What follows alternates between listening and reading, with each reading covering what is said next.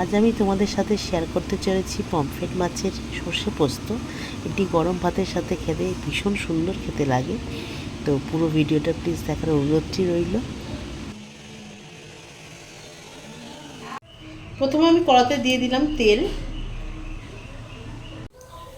এবার আমি এখানে মাছগুলো ছেড়ে দেব।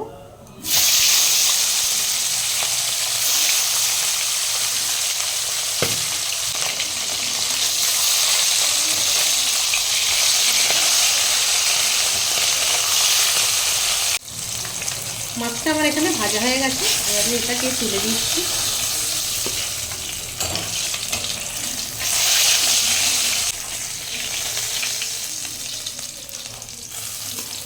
এবার আমি এখানে দিয়ে নেব বাকি মাছগুলো।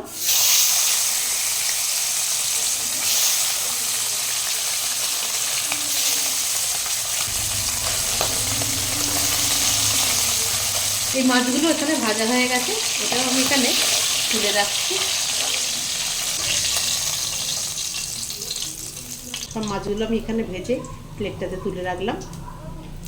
এই তেলের মধ্যে আমি এবারে দিয়ে নেব টমেটো কুচি।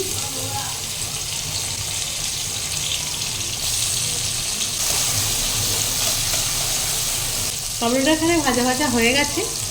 এবার আমি এখানে দিয়ে নেব আদা রসুন বাটাটা। আমি এখানে 1 চামচ আদা রসুন বাটা দিলাম। এটা দিয়ে আরও আমি 3-4 মিনিটের মতন একটু তেলের উপরে ফ্রাই করে নেব। এবার আমি এখানে কাঁচা লঙ্কাটা দিয়ে নেব।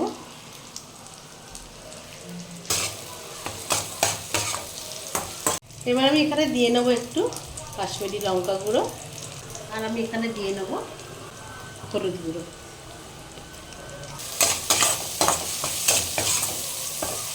এই সময় আমি এখানে দিয়ে নেব একটুখানি চিনি, আর দিয়ে নেব আমি এখানে একটু নুন।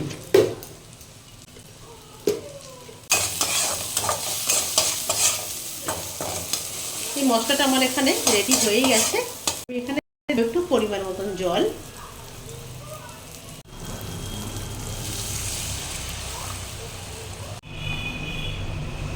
গ্রেভিটা এখানে ফুটে গেছে। এবার আমি এখানে একে একে মাছগুলো দিয়ে নেব।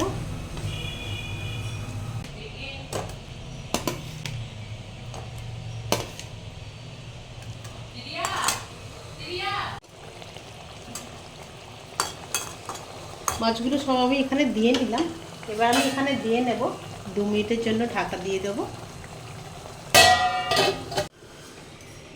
এবার আমি এখানে ঢাকনাটা খুলে নিচ্ছি।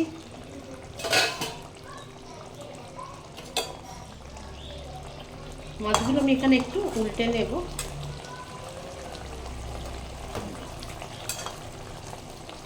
এখানে আমার এই ঝালটা একদম পুরোপুরি রেডি হয়ে গেছে। এবার আমি এখানে দিয়ে নেব সর্ষে পোস্ত বাটাটা।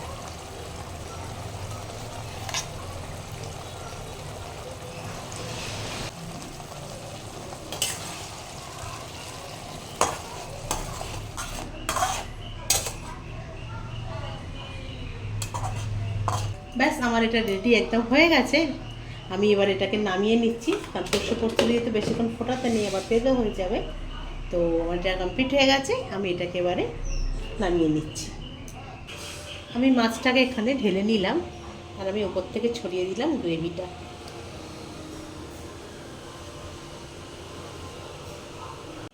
সব শেষে আমি এর উপরে ছড়িয়ে দেবো একটু ধনিয়া পাতা।